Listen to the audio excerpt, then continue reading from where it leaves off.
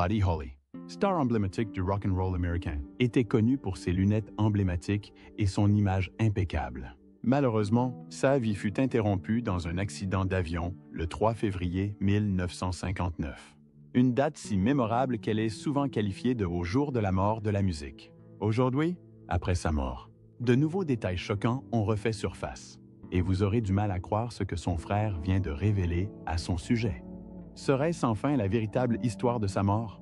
Eh bien, ne passez pas à côté, car nous sommes sur le point de le découvrir. Cette nouvelle révélation vous fera froid dans le dos. Jeunesse et humble début de carrière, Charles Hardin Holly, plus connu sous le nom de Buddy Holly, est né pour la première fois le 7 septembre 1936 à Lubbock, au Texas. Buddy est né dans une famille de musiciens. Il a donc été exposé à la musique dès son plus jeune âge et a rapidement compris l'importance d'un morceau entraînant. Ses parents, Lawrence et Ella Holly, étaient loin de se douter que leur quatrième enfant révolutionnerait un jour l'industrie musicale aux États-Unis. Si sa mère était mère au foyer, son père travaillait dans la couture. Quand Buddy était plus jeune, ses deux frères aînés lui enseignaient les bases de la guitare lors de jam sessions, une activité familiale très appréciée. Lorsqu'il entra au lycée, Buddy avait déjà développé une passion profonde pour la musique. Le rock and roll commençait tout juste à se faire connaître.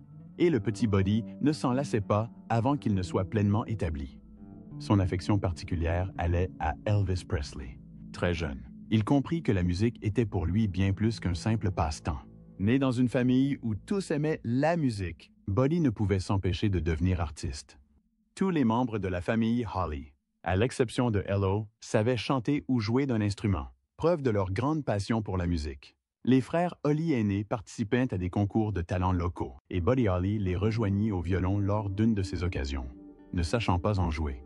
Son frère Larry huilait l'archet pour l'empêcher de faire du bruit. Le concours a été remporté par les frères. Larry et Travis ont tous deux été mobilisés pendant la Seconde Guerre mondiale. Larry avait apporté une guitare achetée à un camarade de bord alors qu'il servait dans le Pacifique. Il l'a emportée avec lui à son retour. Buddy a commencé à prendre des cours de piano à 11 ans sur les conseils de sa mère. Mais il a arrêté au bout de 9 mois. Après avoir observé un camarade jouer et chanter dans le bus scolaire, il a décidé de se mettre à la guitare. De plus, c'est Travis qui lui a appris à jouer de la guitare acoustique que ses parents lui avaient achetée chez un prêteur sur gage du quartier. La musique de Hank Williams, Jimmy Rogers, Moon Mulligan, Bill Monroe, Hank Snow, Bob Wills et de la famille Carter comptent parmi les artistes qui ont marqué Holly durant son enfance.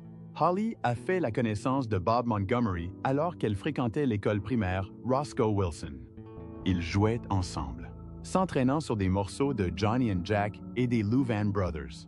Le Grand Ole Opry sur WSM, Louisiana Hayride sur KDLKH et Big D Jamboree étaient les trois émissions de radio qu'ils écoutaient tous les deux. Durant cette période, Holly collaborait avec de nombreux autres musiciens, dont Sonny Curtis et Jerry Allison, qu'il avait rencontrés au lycée. Holly Neal et Jack Neal ont participé à un concours de talent lors d'une émission de télévision locale en 1952. Ils étaient appelés Buddy et Jack et se produisaient en trio.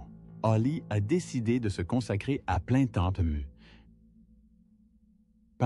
à la musique peu après avoir obtenu son diplôme du lycée de Lubbock en 1955.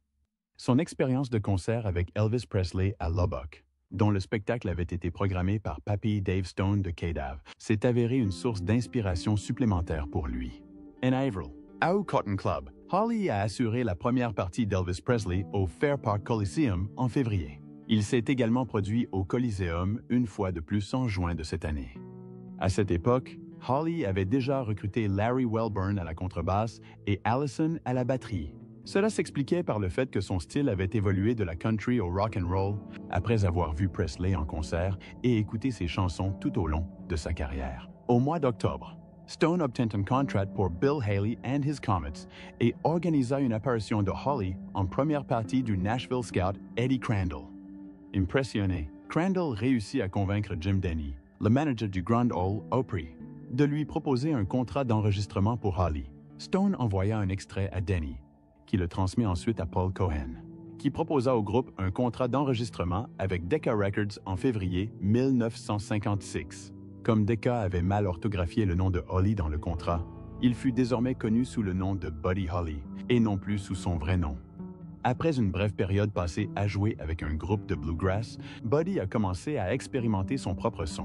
Ses premiers enregistrements n'ayant pas suscité beaucoup de succès, Buddy a souhaité faire une pause. Cette percée s'est produite lorsqu'un découvreur de talent de Decca Records lui a proposé un contrat, mais le chemin jusqu'à ce stade n'a pas été sans embûches.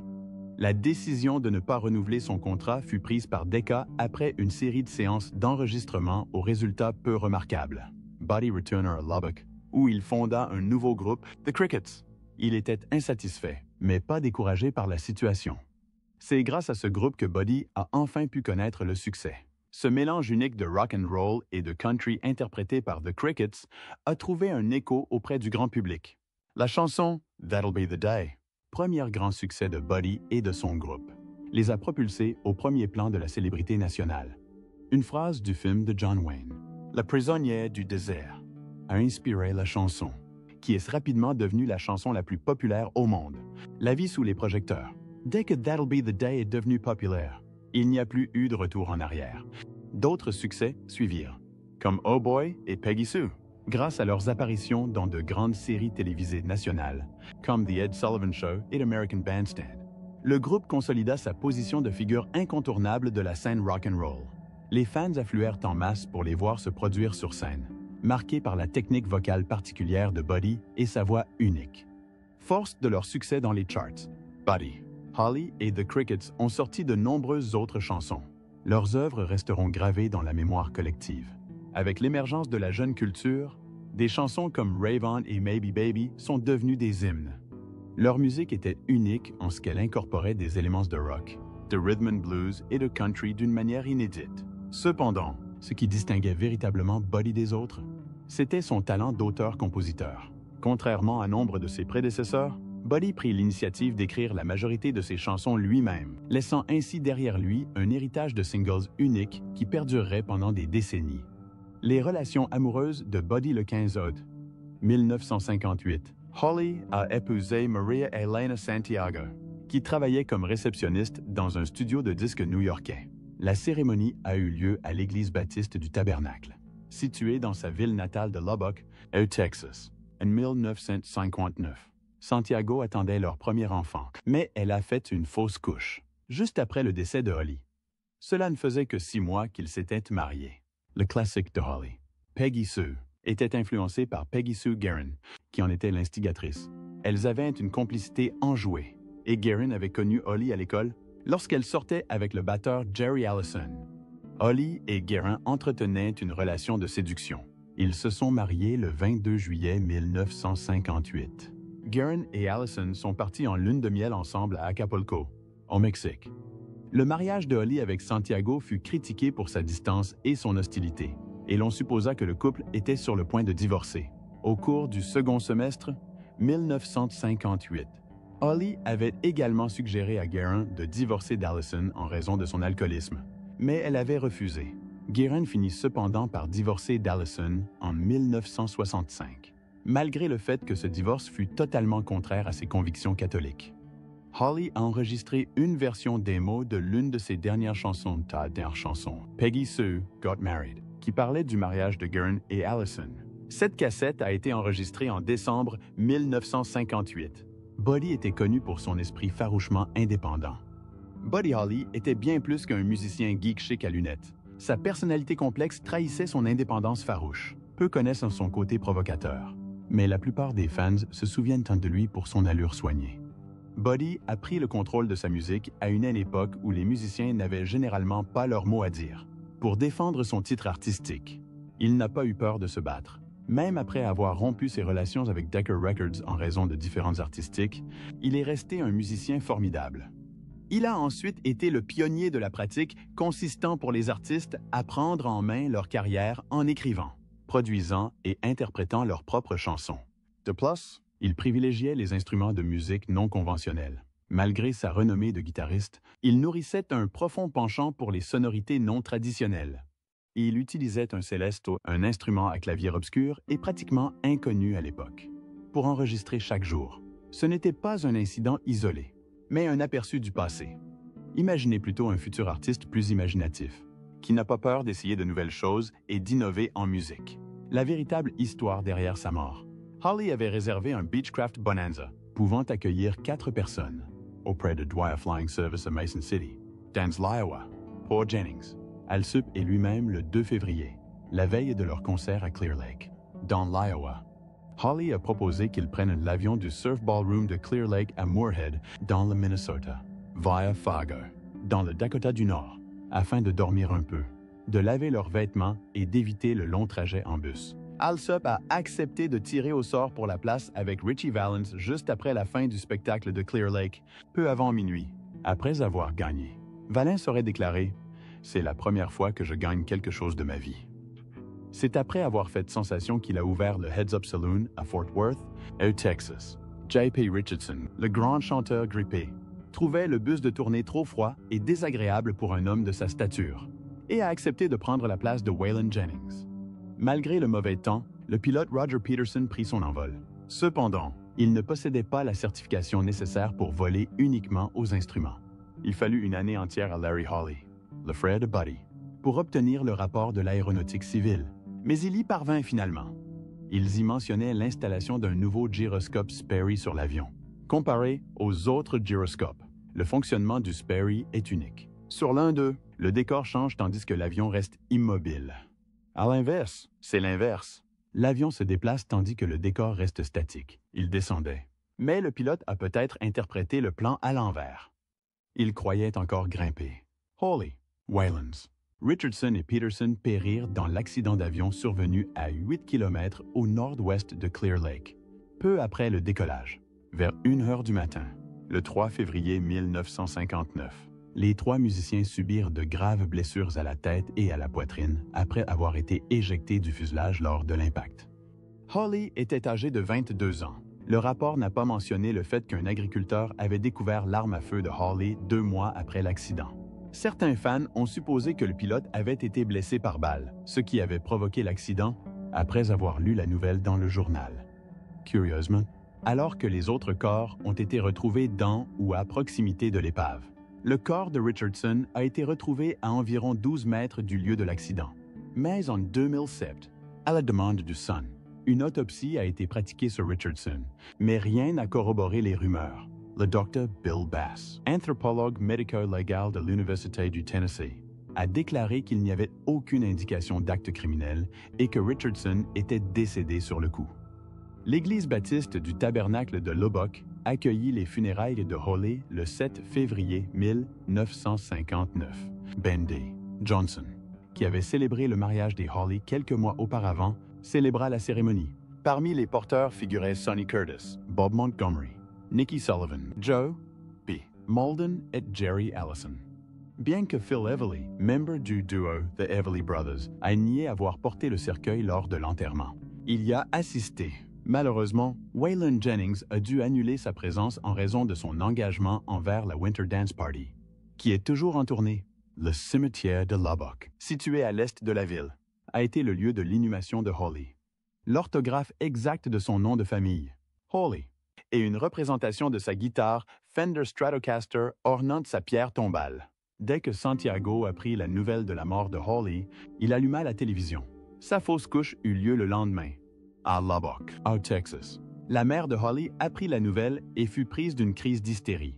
Dans les mois qui suivirent à la catastrophe, certains responsables gouvernementaux instauraient une politique visant à ne pas divulguer les noms des victimes jusqu'à ce que leur famille soit informée de la fausse couche d'Elena.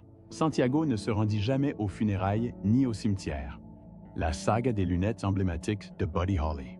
Plongeons-nous maintenant dans un sujet vraiment fascinant, l'histoire des mystérieuses lunettes de Buddy Holly.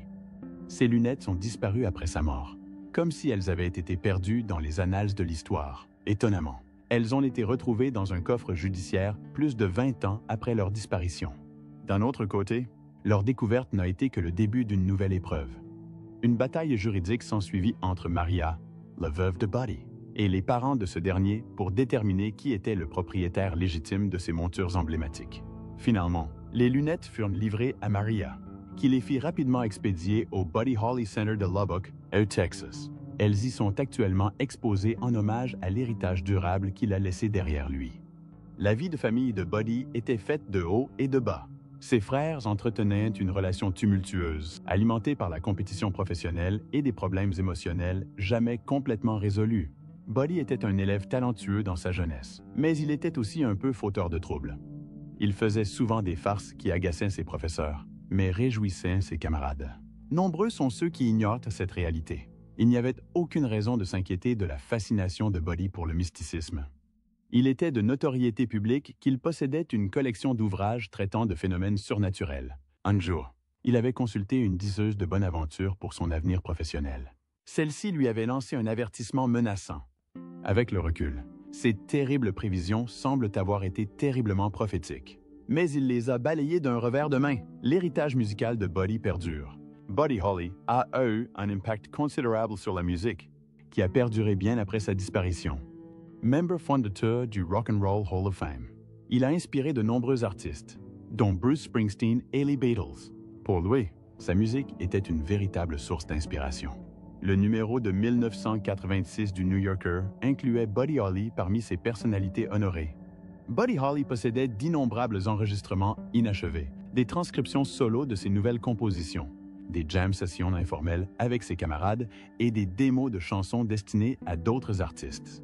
Fin 1958, il enregistra ses 6 dernières chansons originales dans son appartement, qui sont les derniers enregistrements connus de lui. En juin 1959, Choral Records tentait de recréer le son du cricket en superposant 2 de leurs chansons, avec des chœurs assurés par les chanteurs de Ray Charles et d'autres musiciens de studio. Sa maison de disques a pu sortir de nouveaux albums et singles de Holly tout au long de la décennie suivante, grâce à la forte demande pour sa musique et à sa carrière d'enregistrement bien remplie. Norman Petty a supervisé la production de la majorité de ses rééditions, qui intègrent des master studios inédits, des prises alternatives, des bandes d'audition et même des voix basse fidélité issues d'enregistrements amateurs datant de 1954. L'album Giant de 1969 étant le dernier album inédit de Buddy Holly. Il a été sélectionné pour la chanson Love is Strange. Qu'est-ce qui vous a le plus choqué dans l'histoire de Buddy Holly? Dites-le nous dans les commentaires ci-dessous. N'oubliez pas d'appuyer sur le bouton « J'aime » et d'activer les notifications de publication pour être le premier informé de la sortie de la prochaine vidéo.